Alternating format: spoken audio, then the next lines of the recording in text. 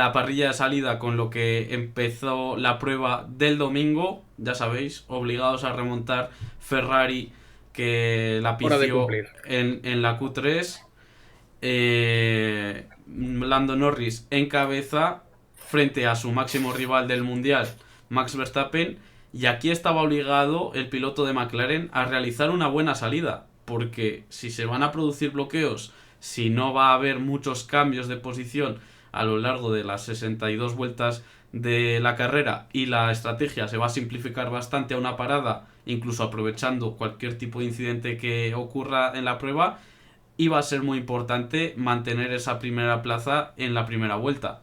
Y es algo que sí que consiguió Lando Norris. Aquí vemos los cambios de posición en el primer giro de la carrera, donde ni Norris, ni Verstappen, ni los Mercedes, ni Piastri tuvieron modificación en sus posiciones. Sí que vemos que avanzó 2 puestos Checo Pérez. También avanzó por detrás Franco Colapinto con una gran salida, y los perjudicados fueron Alex Albon, Yuki Tsunoda y Carlos Sainz.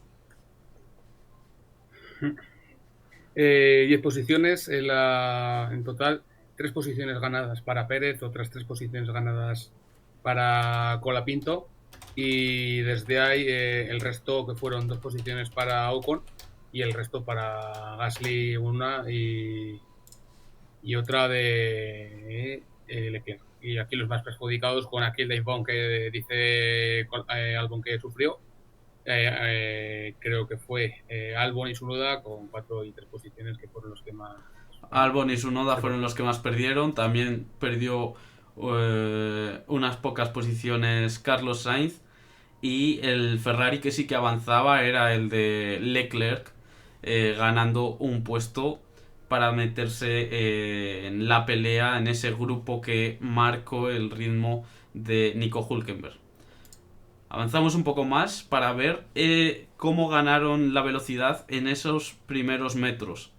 Es una salida con pocos metros hasta la primera frenada, y vamos a marcar como velocidad límite los 100 kilómetros por hora, donde Albon, Norris y Alonso fueron los pilotos que antes alcanzaron esta velocidad, que antes reaccionaron al semáforo en la salida. Los que más tardaron fueron Sainz, Stroll, Zhou y Tsunoda. Y encontramos ahí a Sainz y Tsunoda en ese grupo de los que más tardaron en ganar la velocidad.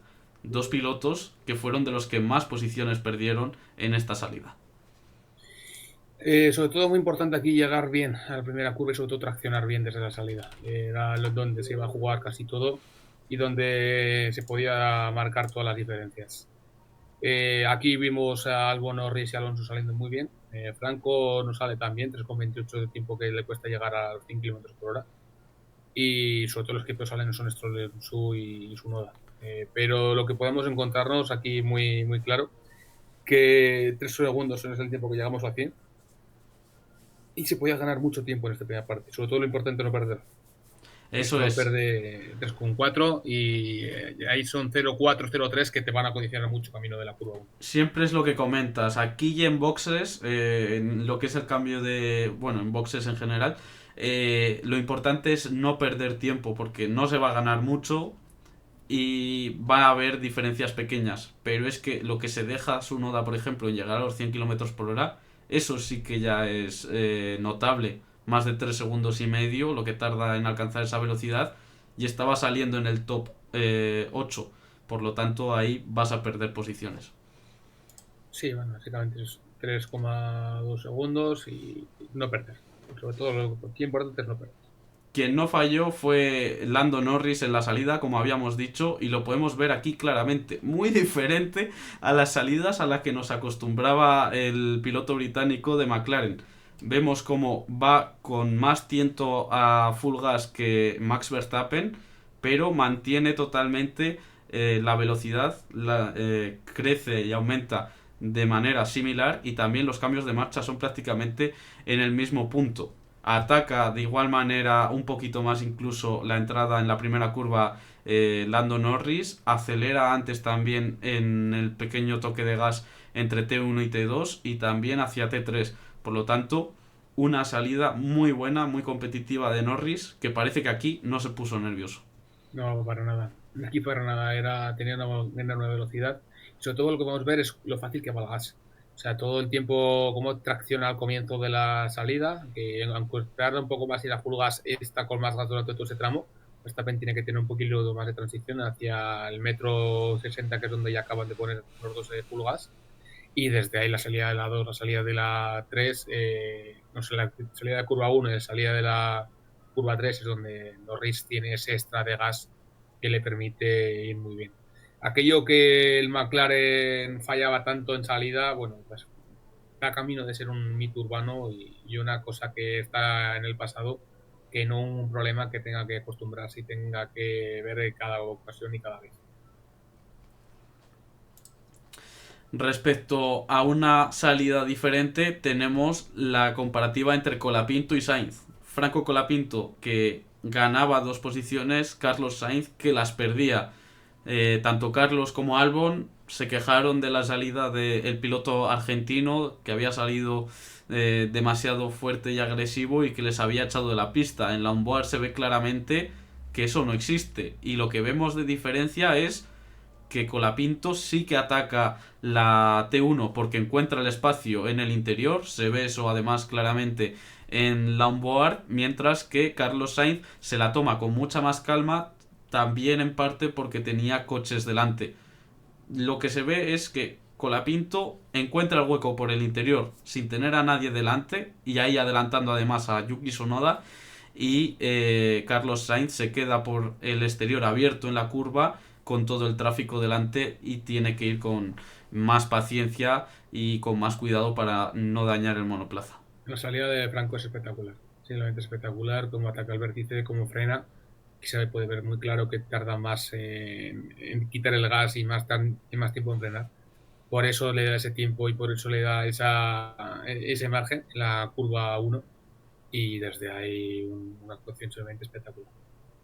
No es de propio de un tío que lleva 3 carreras, es propio de una persona que lleva muchas más con este coche. O sea, increíble. Increíble donde le pone, cómo avanza y la gran salida que hace Franco, que por su parte estuvo súper bien. Realmente lo veremos más tarde. No creo que no hay nada más que pudiera haber hecho este fin de semana Franco, ni en quali ni en carrera. Es el Un fin de trabajo semana espectacular. en el que Colapinto ya pone nervioso a Alex Albon.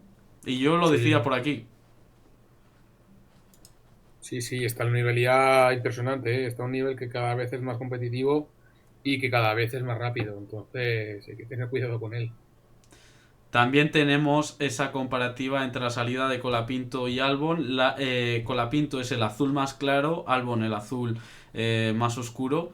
Y vemos algo parecido de lo que ocurre con Carlos Sainz. Está levantando antes de tiempo Alex Albon, está frenando antes con menor intensidad, está ajustándose a los espacios que tiene por la trazada abierta de esa curva, mientras que Colapinto, lo habíamos visto antes, arriesga más, encuentra el hueco en el interior y entra con mayor velocidad en la curva, pero la para en el sitio. Es que lo hemos visto tanto con Sainz como con Albon, la velocidad mínima es la velocidad mínima de entrar en la curva. Es eso. Es que Franco llega mucho más rápido porque acelera más. Tiene que parar el coche antes Albon. Luego tiene el problema de Albon que se cruza o con la salida de la 5 y por eso tiene que levantar el gas. Franco va totalmente directo al gas. O sea, es una situación, una vuelta perfecta, una salida perfecta de Franco y que nos deja un inicio de carrera perfecto. O sea, trabajazo por su parte. Le hemos dado mucha importancia a la salida, nos hemos centrado mucho en lo que es la salida porque la carrera se componía por una buena clasificación, por salvar la salida y por ejecutar la estrategia con la gestión necesaria de neumáticos. Lo vemos aquí en el Race Speed. ¿Dónde están las líneas verticales amarillas que indican el safety car, Chemi? ¿Dónde están? ¿Dónde están? No se sabe. No se sabe. No se sabe. No saben dónde están. Y creo que nos hemos encontrado una carrera totalmente diferente y que esperábamos todo el mundo que iba a certificar y que realmente no lo hubo. O sea que alguien debe pagar por lo que dijo.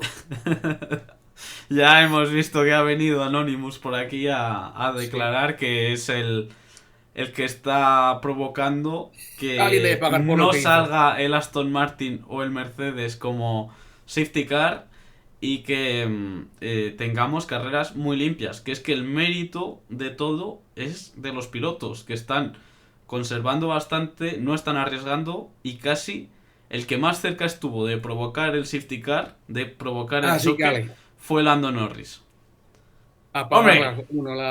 pagar uno su apuesta. Me cago en el copón, ¿en qué momento diría yo nada? ¿En qué Pues momento tampoco diría se yo ve nada? mucho en la cámara. Te vas a salvar. Sí, sí, es que has visto, ella está, es más inteligente la cámara que yo. Tiene cojones. Cucurella. Cucurella Tiene cumpliendo. cojones, es más inteligente la cámara que yo. Pues ahora, a funcionar. A ver. Lo que quieras tenerlo, El año pasado que dije, bueno, a ver, que no, que es que esto es se te historia. oye, se te oye. Buah, yo no digo un carajo.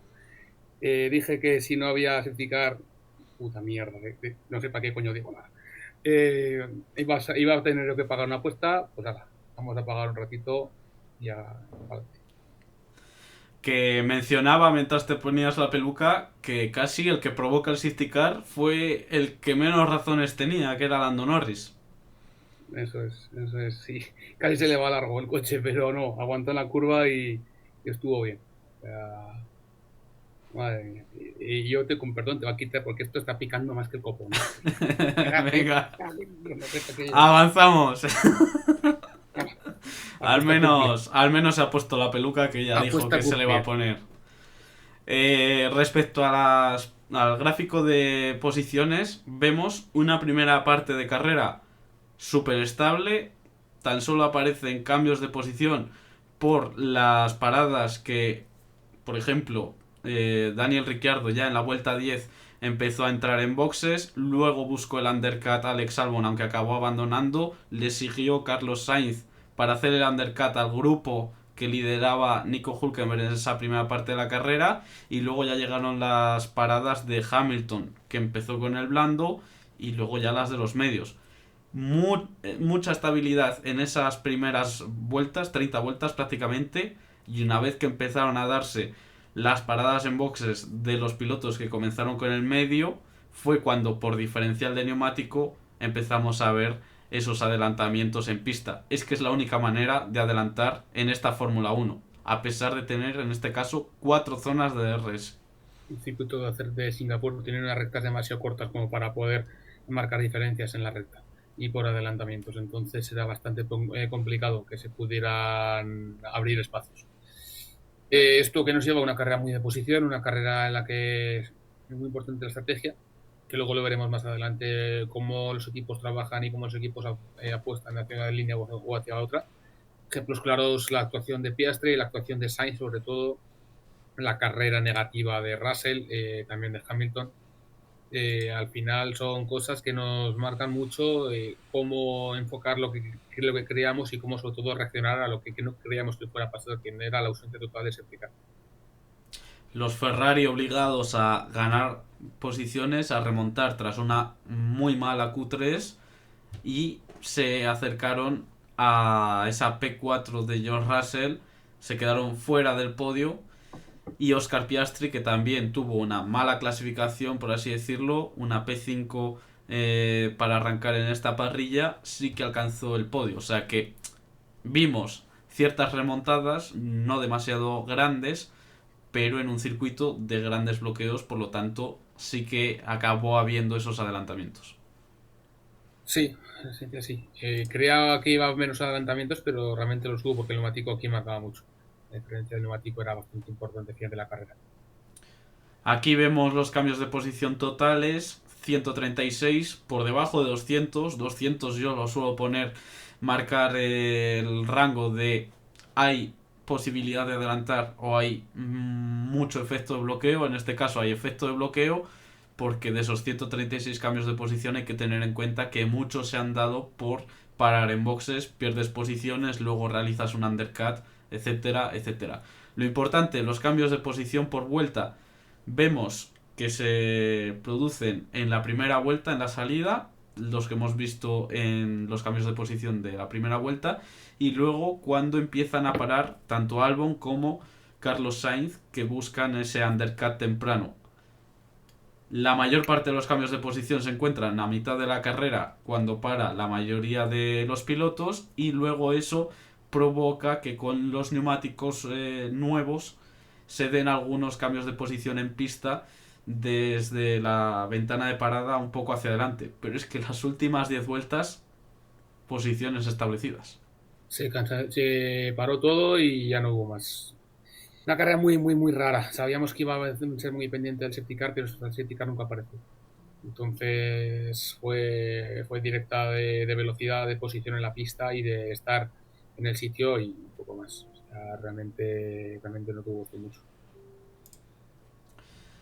Y con este repaso de los cambios de posición y demás, pasamos a ver el gap, cómo se generaron las diferencias entre los pilotos. Una carrera liderada de principio a fin por Lando Norris. Se quedó sin el Gran Chelem porque le quitó la vuelta rápida a Daniel Ricciardo. Gran trabajo, amigo. Y por detrás, Max Verstappen con una segunda posición bastante establecida, en parte porque Oscar Piastri pagó el no clasificar del todo bien en una quinta posición, quedó muy bloqueado detrás de los Mercedes y tuvo que jugar a ir una tanda final con neumático bastante más joven para pasarles. Lo mismo que les ocurrió a los Ferrari, pagaron una mala Q3 saliendo demasiado atrás para no llegar a pelear siquiera por el podio. No hay cosa más. ¿No crees que no hay cosa más bonita que la última vuelta de tu vida en la Fórmula 1? Porque ya Daniel Ricciardo, o si no lo adelantamos ya, pero es prácticamente inevitable, no va a correr en Austin, no va a correr más en Fórmula 1. Se vaya de la Fórmula 1 con una vuelta rápida. O sea, la oportunidad, era el homenaje que le dieron. No fue evidentemente la manera que le hubiera gustado acabar. Muy atrás, último, descolgado, sin opciones, pero una carrera en la que Ricciardo tocó la nariz bastante a McLaren, que eso se están quejando, pero acabó bien. Oye, a mí me parece legal, no me parece muy limpio, pero bueno, ahí está. Más gorro que la cocina de Potitos, pero sí, legal. Entonces, pues eso. Una carrera, como hemos visto, muy dependiente de safety car, que la clave, o sea, del safety car sí, y luego la ausencia de safety car, que al final hizo que mucha gente que apostara a bandera verde ganara, y la gente que apostara a bandera verde paró antes, intentó conseguir el estadio de neumático, y ese undercut le pudo dar la diferencia. Pero también se ve aquí muy claro lo de Verstappen, o sea, lo de Norris a Verstappen, cómo es capaz desde la vuelta 8 hasta la 29 de meterle casi 20 segundos, un segundo por vuelta, espectacularísimo. Y ya es el margen prácticamente que tiene en el resto de la carrera. Claro, hace la carrera y la mantiene, ya no hace falta correr más, porque ¿para qué? Sí, ya has corrido, ya has hecho tu carrera. ¿Para qué? Si te vas a estampar contra el muro. Eso me recuerda a alguien que no es capaz de correr fuera del Drive 3. Y que no. Pero en este caso yo creo que no estaba rodando lento, estaba rodando activo, claro. y casi se va. Claro, ahora, yo aquí te hago una pregunta. Aquí te hago una pregunta porque se la hice a Gamal el domingo, hablando sobre la carrera y con esta imagen. ¿Tú crees que McLaren se dejó quitar la vuelta rápida? O sea, porque yo considero que el buscar la vuelta rápida con Norris se podía haber buscado de dos maneras diferentes que hubieran podido funcionar y llevar ese punto extra. No sé qué opinión tienes tú. No, dime las dos maneras. Vale, en primer lugar, tú podías guardar neumático duro y buscar la vuelta rápida al final, gestionando la ventaja que tenía con Max Verstappen, pero que Max se te acercara porque tú estás cuidando demasiado el neumático. O sea, tenías 20 segundos prácticamente al salir de boxes. Tenías demasiado margen para gestionarlo y buscar la vuelta rápida al final. Las últimas 3 o la última vuelta solamente. No hay a mitad de la tanda que la consigues y te la van a quitar. O, por otro lado, buscar apretar más y no guardarte el neumático en esa segunda tanda, porque lo estuvo guardando para en las últimas vueltas, con ventana de parada gratis frente a Max Verstappen, parar con neumático joven de clasificación, hacer la vuelta rápida como acabó haciendo Daniel Ricciardo. Entiendo que esta segunda opción, que sería la más fácil y entendible, no la hicieron por si ocurre un safety car, se te jode porque te quedas sin neumático duro y no llegas al final. y has perdido la Claro, posición. claro, Pero claro. ostras, la otra opción yo creo que es viable y la hemos visto más veces. Sí, a ver, lo más fácil hubiera sido generar el gap de 30 segundos y mantenerlo. Y desde ahí o haces toda una vuelta con el duro, porque hay que tener en cuenta, Norris estuvo casi rodando un segundo por vuelta más lento de lo que realmente podía haber tenido. De Claro, la por eso, 8 a la a 30 28 segundos, 30, era la treinta y velocidad cinco real. segundos habías dejado a Verstappen. Y luego ahorras neumático y entras en boxes al final. Claro. Sí, en ese caso sí, pero es que pasan tantas cosas que aquí lo importante era ganar. Y a vuelta rápida, Sí, ellos sí, no eso es lo pensaron que, primero. sobre todo ellos nunca pensaron que fueran a hacerle la guarrada a los de Alfa Tauri de parar a Richardo y de que Richardo, vamos, le hiciera la vuelta rápida. O sea, ellos nunca lo pudieron pensar que semejante guarrada fuera posible. Yo Pero solo bueno, digo una cosa, no lo pensaron. Mercedes y Red Bull siempre son equipos que dan otra vuelta de tuerca a las cosas que ocurren. Y eso les mantiene por delante cuando las cosas están igualadas. O sea, lo siento, pero sí, aquí se han anticipado.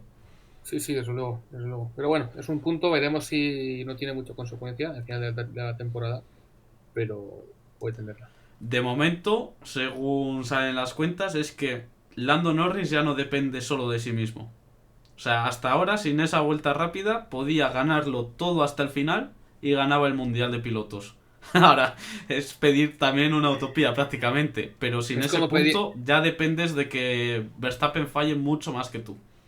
ya, esto es tan complicado como pedirte que tú hagas una vuelta de instalación. Entonces, Que últimamente te las hago, eh. eso es el Últimamente punto. hasta en el evento te hago las vueltas Eh, que eso querrías es en lo el que, eso es lo metraje. que eso es lo que me extraña, que seas capaz de ir lento cuando tú siempre la mínima era el Red Bull 3. Pues esto es igual, estamos intentando que un piloto 2 sea campeón del mundo. Sobre todo que un piloto 2 empezando la temporada en Miami, si carreras después. Si quieres que luchar por el campeonato, tienes que luchar desde el comienzo de la carrera, desde la temporada. Y a comienzo de temporada McLaren nunca estuvo. No es... Entonces, solo recordar que estaba con Aston Martin. Comienzo de temporada Aston Martin estaba con McLaren. Y obviamente luego se fueron a la mierda de una manera espectacular. Pero eso, que no, no pidamos piedras al olmo, que Norris sea campeón o que tú seas capaz de irle. Porque todo tiene su capacidad y su procesamiento. Bueno, podéis dejar en los comentarios lo que opináis de que Red Bull haya usado a Daniel Ricciardo para hacer esa vuelta rápida y de cómo, si tiene razón McLaren en quejarse o no. Incluso si consideráis a Lando Norris piloto uno, piloto 2, como dice Chemi, que yo no estoy de acuerdo, la verdad. Para mí es piloto uno. No vamos a ponerlo a nivel de estrella top, o sea, piloto diferencial nivel Verstappen, eso aún lo tiene que demostrar, pero para mí Charles Leclerc, George Russell, Lando Norris son pilotos uno. Son capaces de liderar un equipo y de ganar carreras de manera más o menos consistente, pero es que son los pilotos que siempre ha habido en Fórmula 1. Ese es el nivel. Sí.